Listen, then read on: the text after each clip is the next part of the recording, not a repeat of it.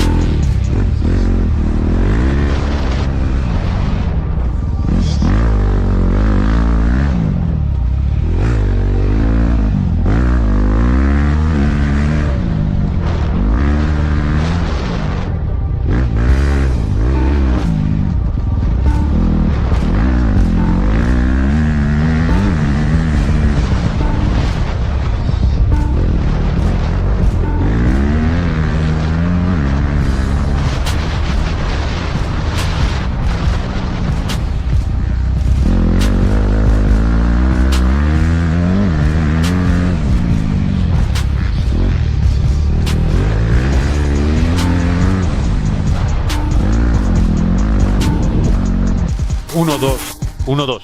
Comprobación del micrófono. Felipe, ¿cómo puedes escucharme?